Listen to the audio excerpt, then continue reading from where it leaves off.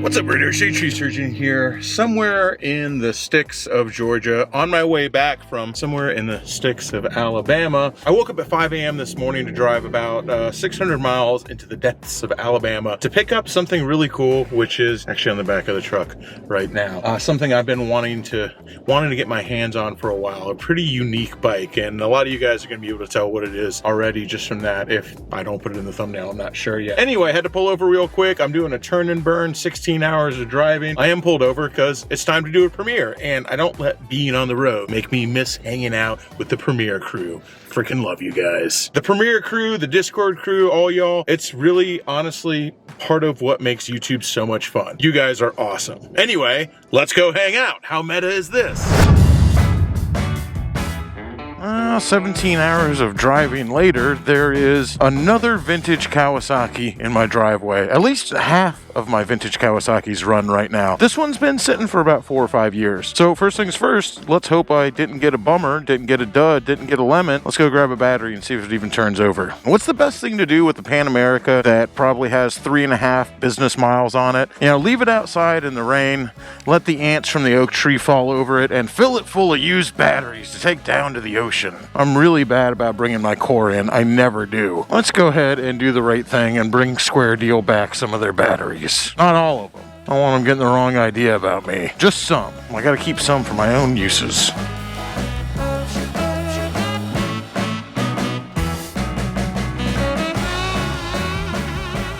Like I said, they can have some of them back, not all of them, okay? All right, who's ready for a beach day? I'm taking them to the ocean. How will all the electric eels get recharged if I don't take these batteries down there? Oh, I'm sorry, it actually has double what I said. This bike has 7 miles on it. All right, guys, who's ready for a beach blast? I'm not actually going to the beach. I hate the beach. I live in Florida, man. I only like going to the beach if I'm with long, tall, and deadly blissful Ellie, okay? I trust Square Deal Battery to get all these used car batteries safely to the ocean for me, though. Harley-Davidson Pan America. Absolutely amazing used battery transportation. These batteries have never gotten to the ocean faster. Dude, I have so many cores for you. I never take them back. I'm the worst. Square Deal Battery, baby. Best deal in town. Most of you guys who watch my channel already know, but Square Deal Battery has been there since the 1950s. You know, there's no reason you got to go out and pay like $150, $200 for a battery. They actually rebuild them there, which is why you get a core charge for a battery when you bring it in, because they use all the stuff in it to rebuild the battery. Except instead of charging you full price for them like a battery company does, they charge you like $20 for a motorcycle battery. I put them in literally every single bike I have, and I've only had one battery ever go bad. And guess what? They replaced it immediately. Unfortunately, I didn't like Square Deal Battery is a chain or nothing like that. Square Deal Battery is just here in Tampa. It's family owned, but they've been in business there rebuilding batteries since the 1950s. A Tampa institution. Anyway, that turns trying to see if the KZ1000 turns over into something I might have to wait till Friday to do, till something like today, because putting a battery in it cost me 20 bucks. Yeah, old Super Mario Sunshine Yellow over here has got people split. I will say, standing out in front of Square Deal Battery, 3 separate people came up and said how much they like the bike and like the color. So there are people who love this color. I'm still on the fence, but usually when I'm on the fence about something and it splits people down the middle, I usually end up falling on the side of liking it, just because I always root for an underdog. All right, let's see if we can get this KZ1000 to make any noise. I got high hopes, man. A KZ1000 motor literally usually takes like a 45 slug to stop those things from moving. All right.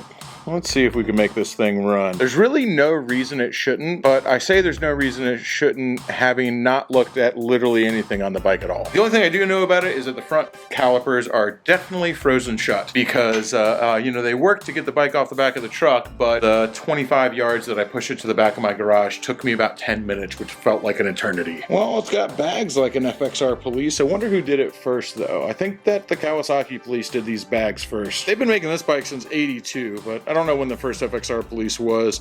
It does also have a hinged seat with a little hood latch over here, just like an FXR does, but there's nothing really all that much to access down here, so I don't know why they got it. I'm really just being way too hopeful to think that this thing will run, but you know, we gotta at least try.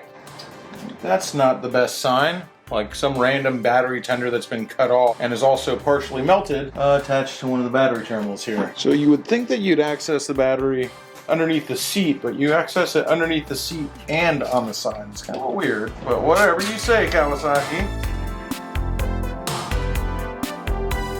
Okay, moment of truth. Let's turn the key, and I'm not gonna crank it yet because I want to check the oil and do a couple other things, but let's see if we at least get a headlight and not just a puff of smoke. The thing about any older police vehicles, they've got a whole lot of wires that go nowhere, and when you got wires that go nowhere, sometimes they go somewhere they shouldn't. We got a neutral light. We got a headlight up here. No, I think you can turn the headlight off on these though. No, no headlight. Got a brake light, just no headlight.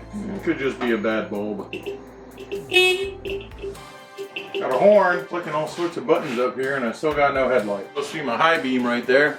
Hello. I got turn signals, not in the front, but I do in the back. Well, synthetic isn't really what I'd choose to run in this motor, but it does say it's low in oil, and I don't want to try and start it until it's got oil in it. Not that I really think it's going to start. I just don't even want to turn over the engine unless there's oil in it. I don't want to take the chance. So synthetic, the only reason I think people really don't run them is because people say they always leak out. They're not really made for these engines. I'm not really sure why. You have to ask somebody who's more of an expert than me. I've just always told on older engines, don't put synthetic in them for long-term use anyway. This is just some testing. Okay, we got oil. I don't know if somebody drained the oil to store it or what. All right, let's see if this thing cranks over. The gas is still off on it. I'm not turning it on yet. Just for shits and giggles later on after I see if it cranks and kind of check a few things. I'm gonna see if we can get it to make a noise other than the starter turning. Cranks over just fine. Starter strong.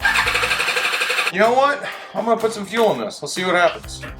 Someone actually drained the gas tank, so this is turning out better than I could have expected. For as bad as the other Kawasaki was that I brought back to life here, this one so far seems really good. Knock on wood, I don't want to get ahead of myself, but so far somebody drained the oil for storage and also drained the gas tank for storage. So those are really, really good signs. Plus, it was a police motorcycle, and even though police vehicles do get used and abused, they do follow every single maintenance, every single step that the factory recommends. They do it all. They follow it to the T. So you can usually bet that if you get an ex-police vehicle, it's at least had every single scheduled maintenance on time that it's supposed to have. Not that I mind a trip to the stab and grab, but luckily ODB saved me the trouble.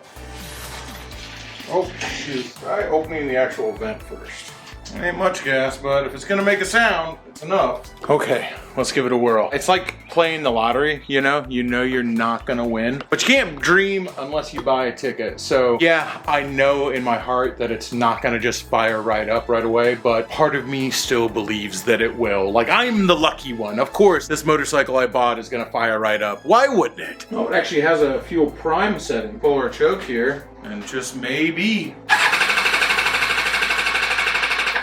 Even the throttle cables feel fine. Freaking bizarre. This feels like it should run.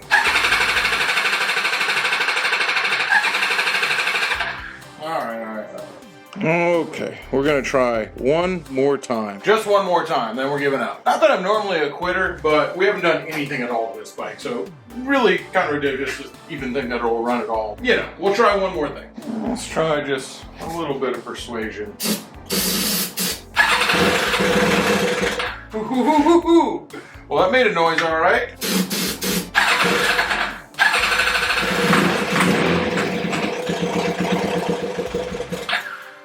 It freaking runs, dude. The bike runs.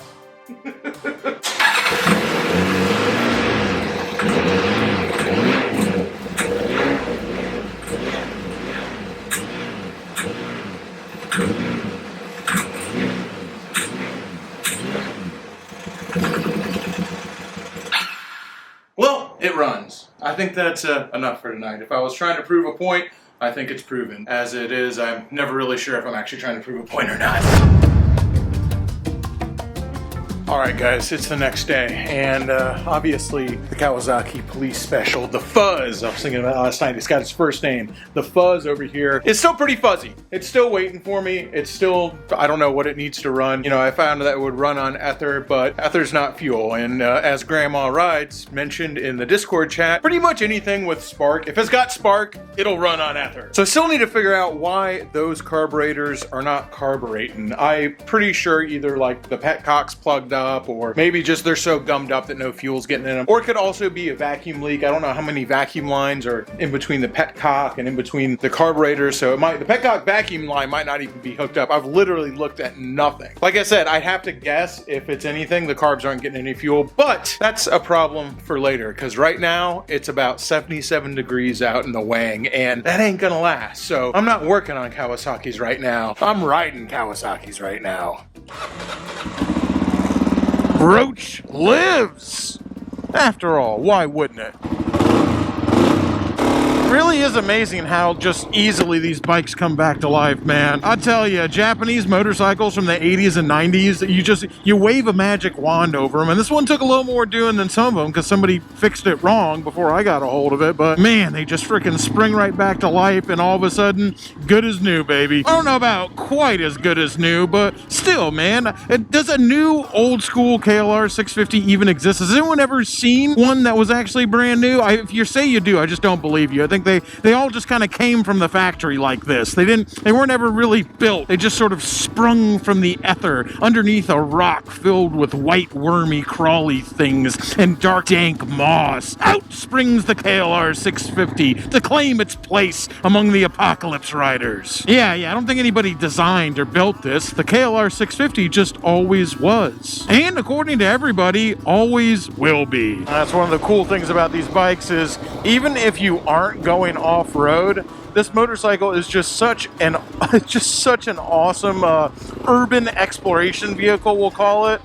You know, even with these tires on it, everyone's like, oh, they're knobbies. These things handle like street tires. They really do. I've never felt a really huge difference between these and street tires, but they do make quite a big difference when you're riding off-road. We'll call it aggressively mediocre off-road, but here's the thing about off-road tires. An aggressively mediocre tire off-road is about the best you can hope for and have any performance on the street. If you get a decent, like a halfway decent off-road tire, it's just gonna chunk off and wear right down to being flat within like 1,000 miles on the street. Just the Venn diagram doesn't overlap very far between on-road and off-road, trust me. The tires I have on my KTM 300, I could probably put like a couple hundred miles on those tires on the road before they were absolutely ruined.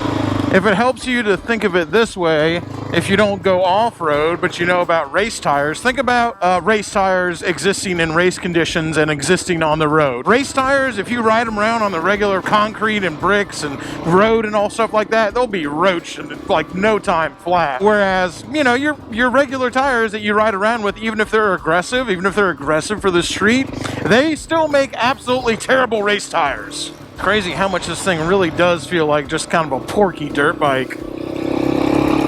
Of course, on the street, it doesn't feel like a porky dirt bike. It just feels like a really, really tiny dirtster. This thing is just so light and flickable compared to what I'm used to riding around, which is my dirtster. And I'll tell you, it even feels really light compared to the Pan America. I don't know how much the Pan America weighs. I mean, I don't even know how much this weighs. I'm just saying how it feels. How something feels and what it actually is are oftentimes two very different things. Oh, how much you dare me? Nah, not today. That was very tempting though. That's the thing about like dual sport motorcycles. It's just like everything's very tempting. Wheelies, riding on the sidewalk, going up the back of box truck ramps, just everything's tempting on these bikes. Like the 650, man, it's not bad, dude. It just never really feels like you're wanting too much for power on this thing. All right, well, riding a skinny bike has its advantages. Yeah, it's not gonna set the land speed record. Oops, I just remembered I didn't actually tighten that down. Whoops. Well, as I was saying, let me go and put that back in its hole there. As I was saying, reminder, why don't you go ahead and actually put the bolt in that when you get home, dingus. But as I was saying, you know, it's a 650cc single. It doesn't feel like it's lacking in power, dude. It's just got monster torque. It'll hit 80 miles an hour like just fine. It's not one of those bikes where you're gonna have to be like, oh no, I'm not gonna be able to merge on the freeway. I'm not gonna have any passing power. It's just not the case, man. This bike's got plenty of power. And I think it only makes something like 40 horsepower, but still, it's not very heavy, and the power's in all the places you want it to be. That and first gear in this thing is just a freaking tractor, which is good for wheelies, climbing hills, all sorts of things. But if you're riding it on the street, mainly for doing wheelies off of stoplights. So the front, even though I know it's not sprung for me, it does have air shocks up there, so you can adjust it for load. I haven't messed with it at all. I don't even know if there's any air in there. I assume there's some, because the front end doesn't feel horrible on the street. Although I get off-road and it feels way too soft for me. Still better than a street bike, but still too soft for my fat ass. If this is like most bikes, it's probably set up for about 170, 180 pound rider.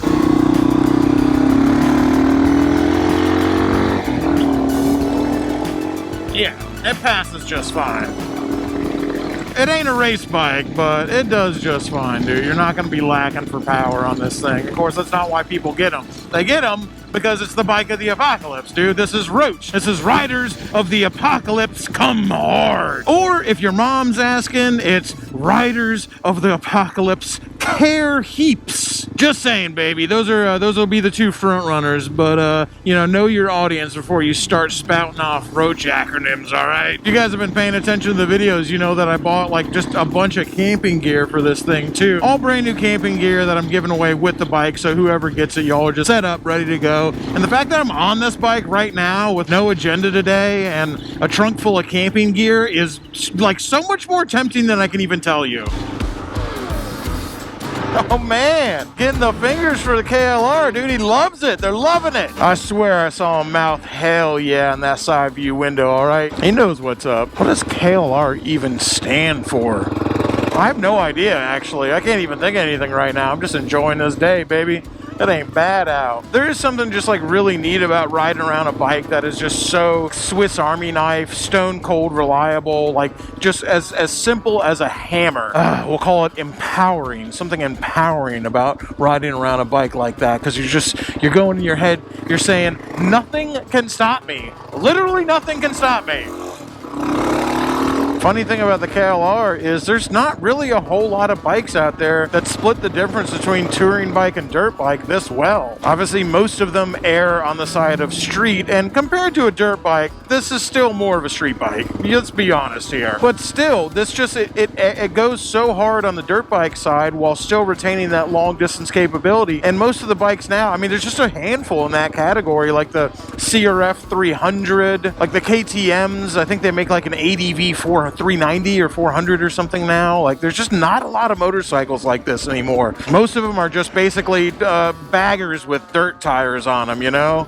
Trust me, I own one. They're baggers with dirt tires on them, or basically sport bikes with knobbies on them and bags. Like, trust me, I own a sport bike with bags on it that they call an adventure bike, my Ducati Multistrada. That bike has no business being off-road. Now, maybe the one that's like way made to go off-road does, but the one that I have, the Bike Speak, it has an off-road setting. That is not an off-road bike. One thing I did get told by several people in the comments, and one person in person, was when I was talking about taking this thing on a long trip and how you can do just miles and miles on the super slab. So apparently, and this is a thumper thing, but also just a Kawasaki KLR thing, if you're doing sustained 75, 80 miles an hour all day, you have to check your oil because it will burn oil. Now, this is not the only small motor that does that. Funny enough, the CX500, the GL500, and GL650, the Silver Wings, if you're running at 85 all day, they burn oil. On our cross-country trip, me and Shay, we probably burned almost 3 quarts of oil going cross-country. There was nothing wrong with the bikes. We're just running them at 85, 90 miles an hour all day, and when you're running them that fast, they burn oil. So that's not a weird thing, but to whoever wins this, you're winning an awesome bike, absolutely. Swiss Army knife, a motorcycle of the apocalypse, but if you take it on any apocalyptic long-distance tours where you're going 90 miles an hour, don't forget to check your oil when you get gas. Wish you guys could feel what it feels like right now. We're at that time of year where you won't be jealous, though. Most everyone else is just unthawing and pulling their motorcycles out. I'm on Instagram, and I see all my buddies pulling their motorcycles out who live up north, and I'm so happy for you guys. But damn, if it was like this every day down here, it just feels like California right now. 77 degrees, a little bit of breeze in the air, like god damn, dude. I'll take the hot days every once in a while, though, because here's the thing, man. If it was like California, if it was 77 all year round like LA is, well, Florida'd probably be a little bit different, man. But that heat, that sticky, swampy heat, it keeps enough people away to keep Florida just a little bit wild, wet, and woolly, if you know what I mean, Jelly Bean. Oh, why am I riding by the jail, dude? This is Fuzz Central, man. On a on a bike that looks like it's straight out of a trauma movie, riding by the jail. No documentation to prove it's mine. No license plate. Well, it does have a license plate on it, but it expired like 4 years ago. And I don't even know what the license plate is actually for. It's just a random license plate. All right, well, let's just like roll by the cop shop real cool, like real easy. Not that you have much to worry about, dude. Cops don't look at KLRs. This bike is is there any cops watching right now?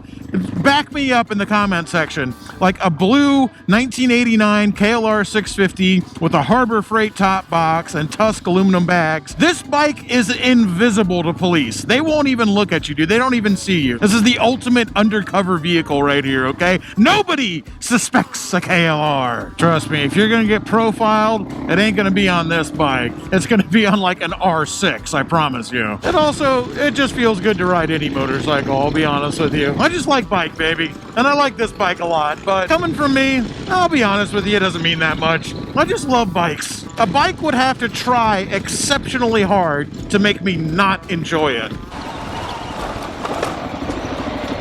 That bump I just went over, if I was on a street bike, would have got my ass launched out of the seat. Another awesome part about riding a dual sport around is your everyday bike. Looking out for potholes, you don't really have to look anymore. Got a great stance on it. You can hold on with your knees because it is actually shaped like a dirt bike. Like the gas tank is a dirt bike shape. That makes a big difference. If you take something like the Pan America or the BMW GS, and I haven't been off-road on the BMW GS, but I've ridden one plenty. The gas tanks are not shaped like dirt bike gas tanks, so you don't have as much weight. Like if you're used to riding dirt, you don't have as much places to grip with and hold on when you're standing up. This feels just like a dirt bike when you're standing up, which means you can stand up and accelerate, which is something that's kind of harder to do on other bikes, standing up and accelerating, because you can't hold, you can do it of course, but you're hanging on with your arms and not your knees as much. This one, stand up and accelerate just fine. And you know, it's like, would you see me and then just like pull out anyway, just decide to keep to the right? All right, buddy. Well, anyway, like I said, it feels just like a dirt bike in so much as you got a lot of grip on the thing when you're standing up, which is very, even if you don't need it, because the off-road stuff that most people are on dual sports, that I see at least, that I see people going on all the time, it's not like you really need to be have that aggressive of a stance in it, if I'm being honest, dude. Not like riding off-road, but it's so very confidence-inspiring to stand up and have your knees and your ankles and everything just kind of like go in the right places. The more I ride this, the more I really actually enjoy it. As usual, I'm just like coming up towards the end. This video is coming out on Wednesday, which means we'll be drawing the winner for this bike in 2 days. All right, you go back in there. And by the time the winner gets the bike, I promise I will have that bolted in the way it's supposed to be.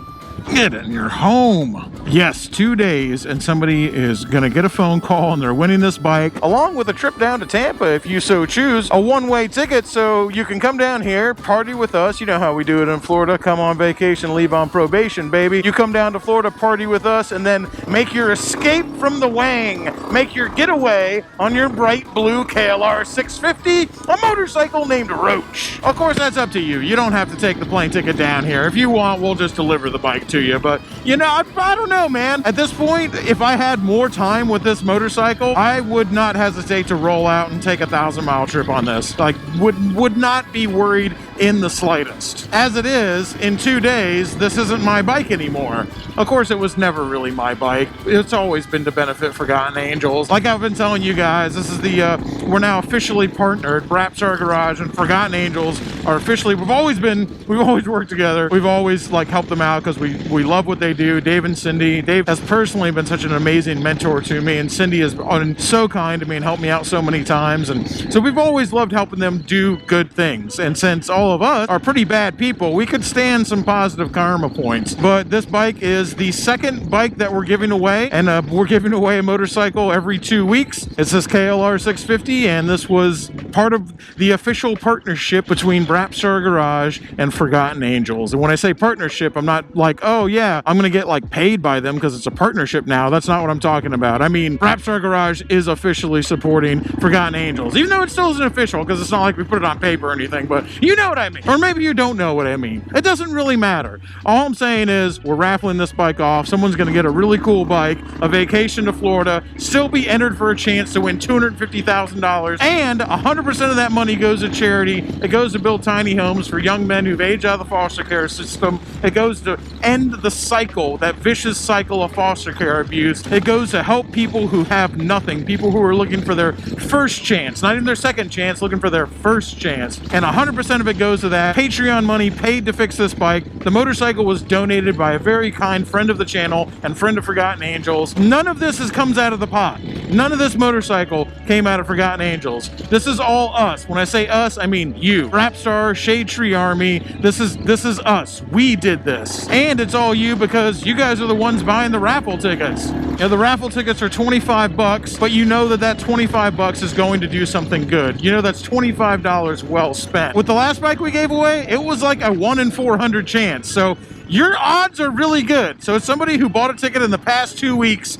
is going to win this bike since the day that we ended the Goldwing raffle and started this one. So it's going to be a 1 in a few hundred chance to win this bike. You don't get those kind of odds for 25 bucks. But even if you don't win, you know that your 25 bucks is going to help somebody. It's going to do something good. It's going to go change the world. We'll change it in whatever small way that we can anyway. But changing the world in our own way and our own small part of it, baby, I'll take that, all right? That's a lot more than most people do, and all you guys are doing it with me. I don't do anything more than any of you guys do. All I do is talk about this. And now maybe a little more working on the bikes and stuff like that, but you know, there's people donating whole motorcycles to this raffle. I've donated a few of mine in the past. I'll probably end up donating more that are my personal motorcycles just because, you know, you look around and people say it all the time, you know, I got these motorcycles, I can't hardly ride them all because I got so many, which I feel very fortunate for. So sometimes I just look at them and go, I could do a good thing with this motorcycle. That probably will be coming up too. But for now, the spotlight's on Roach, and he ain't even scurrying to the corners, baby. He's standing loud and proud. I have a link down below if you'd like to buy a raffle ticket. Like I said, buy one before Friday. Me, Shaylisi, and David from Forgotten Angels will be pulling the winner and calling their phone number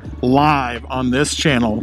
Coming this Friday, we'll probably start live streaming around 6 or 7 or something like that. You know, I always shoot from the hip, so I never know exactly when we're going to start, and I've learned my lesson about saying exact times. Trust me. For now though, I'm gonna head home because Tampa traffic is starting to flare up like a nasty bleeding hemorrhoid right now. So I'm gonna let that do its thing and probably ride out later once the sun goes down and the freaks come out. All right guys, back to Kawasaki's that don't run. Almost. I know the bike runs, but I don't think it's getting any fuel. Obviously it's getting spark because it fires over with ether, so I'm gonna pull this gas tank off and see if we're even flowing any gas out of this petcock or not. Looks like there's literally just one bolt that holds on this gas tank. It is a vacuum line, so it is a vacuum operated petcock, and that vacuum line is attached. Petcock has a prime option, so even if I pull this fuel hose off, that prime option should allow fuel to come out even if the vacuum's not working. And it does.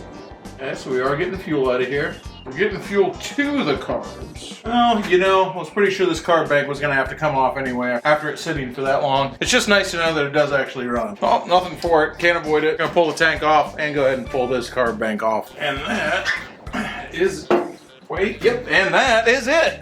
Not much holds that thing on. I'll tell you, all these carb boots feel pretty soft. That can be a real problem. Trying to get a carb bank off a 4-cylinder motorcycle is these things get stiff, you end up putting cracks in them. Well, these are so short, there's nowhere really for them to crack, and These actually all feel really soft, so I might be able to just pull this out pretty easily. We'll see anyway. A couple more vacuum lines here. Got a little bit of slack in these throttle cables. I just don't know if it's going to be enough slack. Pull this carb bank out so I can get at them easier. This is only one way to find out. These little springs around the carb boots certainly are a lot easier to take off than hose clamps, but I'm just kind of like, how much force could this thing actually exert? I guess enough.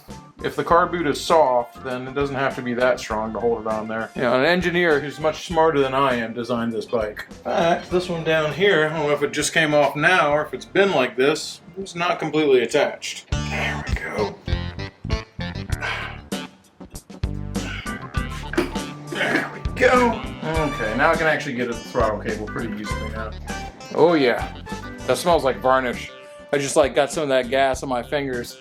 These things are definitely full of bad gas. Oh, it smells like I'm freaking staining a table right now. So I don't know how in the heck you're supposed to get that throttle cable off with the carbs inside there. Oh, for a service manual. What's happening now is what's preventing me from pulling it out is actually the brace here for the throttle screwed into the top of this diaphragm cover here. So I'm just gonna go ahead and pull that out. Definitely don't want to crack a boot. Oof, if I can. Jeez, talk about being in a bad spot. Luckily, that's why we keep around this guy. I will tell you, this stupid little gear wrench thing has saved my bacon more times than I can count. It's one of the few whole entire tool sets that I always take with me when I go on the road. Oh no! Failed. Can't even get past it. To the rescue, an extension. Funny, when you need an extension, put a short extension. It's tall because you can't fit the screwdriver in here, but you can't fit this in past the brace. It's just funny, man. Working on stuff is funny. Engineers are funny, I'll say. Like the old saying goes, only an engineer would crawl over 50 naked women to fuck a mechanic. Now, I can get at these guys. Ow! Ow! It got me! Whoa. Oh yeah, that gas is old, baby. Phew, that stinks. Come on, let go of this damn throttle cable. What you doing? So particular. There we go. Be free! Free! Whew, that is gross. Alright, let's go ahead and take a peek at this monstrosity. You know, 4 banks of carbs can definitely be really intimidating. Wishful thinking, hoping that, oh, maybe it just wasn't getting gas because of a vacuum issue. Like, no way, man. These had gas sitting in them for a long time. Oh yeah, look at that stuff coming out. Look how brown and gross this gas is that coming out. Should try and catch some of it so we can get a look at it. What's really funny about this is there was probably no gas in these carbs. There was just varnish. All the liquid that's coming out of here is gas that went in when I turned the petcock off, and the reason why it's so brown is all the crap in there that's coming out now. Let's see if we can get a look at it. Ew, dude. In the words of Ernest P. Worrell.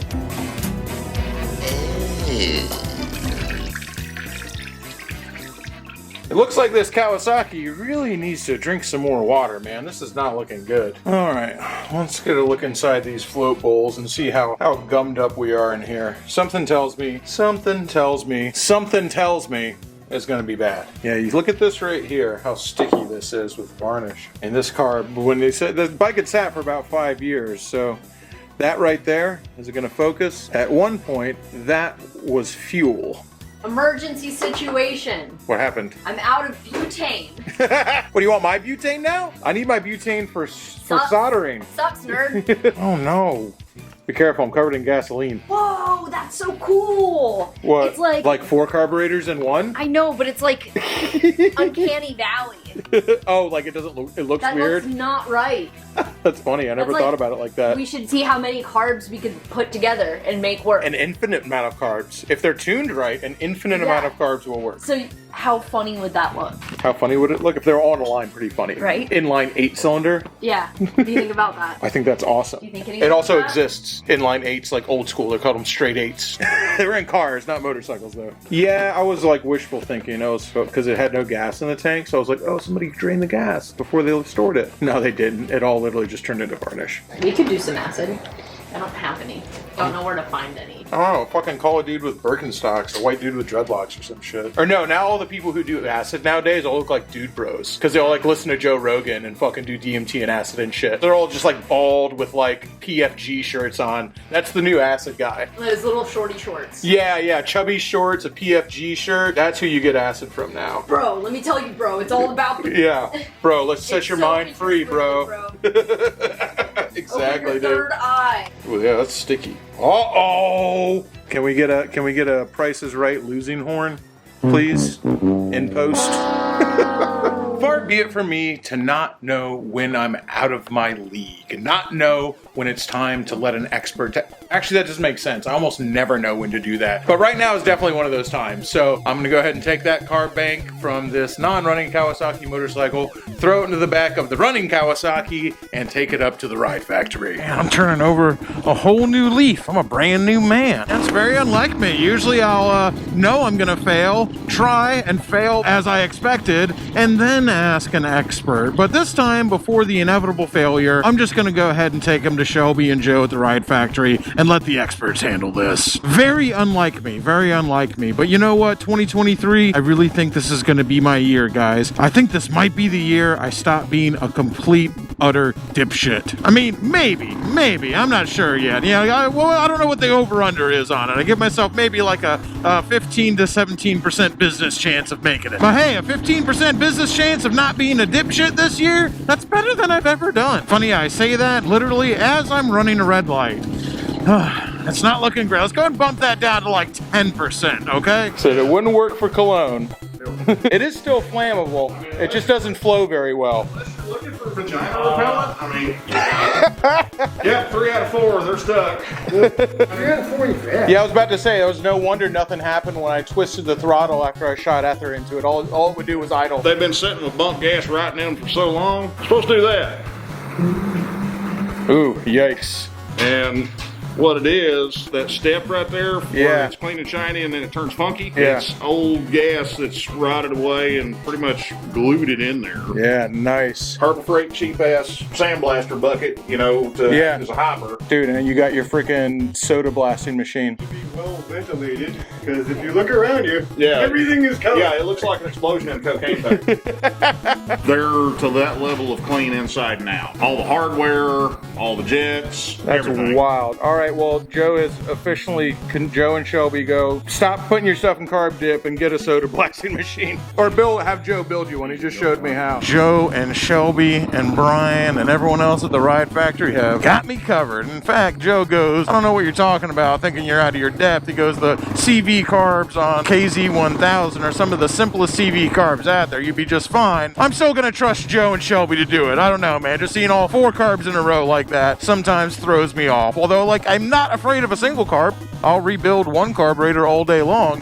Just seeing 4 in a row freaks me out. Although, if I'm being perfectly honest, if I could get away with replacing the entire carb bank with a new one that was as cheap as I replaced this KLR 650 carb for, I would have just bought that. A new carb for the KLR 650 was $20. A carb rebuild kit is like $25. So that was an easy decision. Unfortunately, I don't think I can get the KZ1000 carbs that cheap. So carb rebuild it is. Well, even though I have left the carb bank in Joe and Shelby's capable hands at the ride factory, there's still stuff I can do to the KZ1000 here. Specifically, figure out what's going on with the front brakes, because it's pretty hard to push right now. Honestly, not surprising that a bike that's been sitting for as long as this one has brake calipers that are seized up. Now, before I go spending money on rebuild kits and new cylinders and everything like that, I should probably just see if the cylinders are seized up or if it's just these arms that need to be greased. Holy crap, dude. Put this on there. I'm gonna have to get the breaker bar out for this. There we go. This thing's freaking tight, man.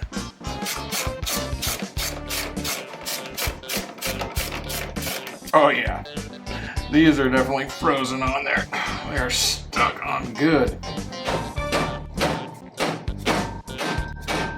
See, a little bit of persuasion. Holy crap, dude. Yeah, pretty sure I'm gonna have to order those rebuild kits. Yikes. Not the mama, not the mama, not the mama. Alright, let's see what we're working with here. And the pad's got plenty of life on them, but do this move? Yeah, this moves, so yeah, it's in the actual piston, because if I can pull this apart with my hands, that's not what was keeping it held on there.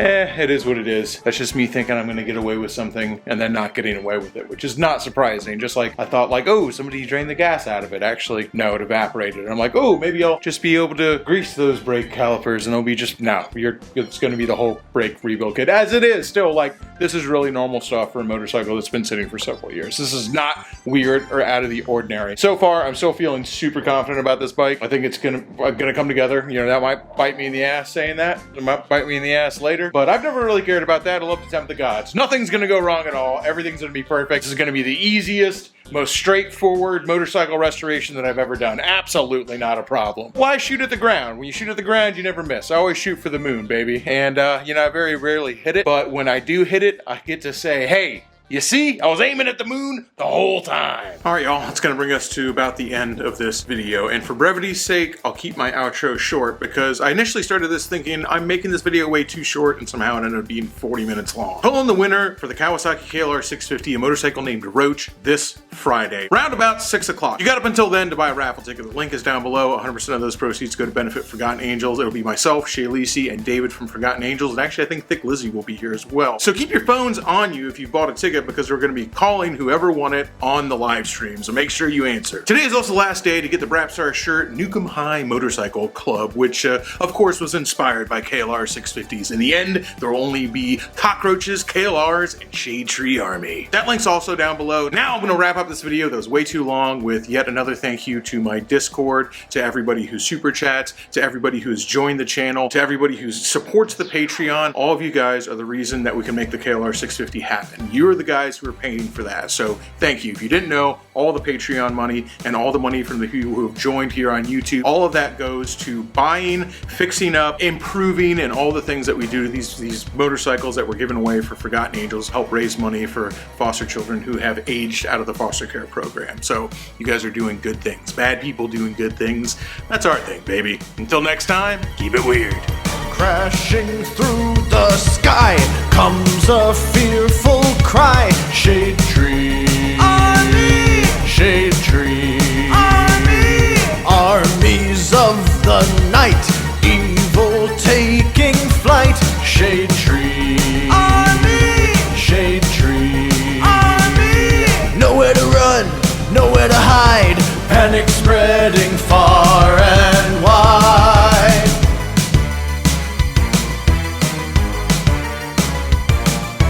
Can the world oppose the deadliest of foes? Shade Tree Army, Shade Tree Army, who will risk it all to end the evil call of Shade Tree Army, Shade Tree Army. They never give up, they never say die, walking tall with banners high.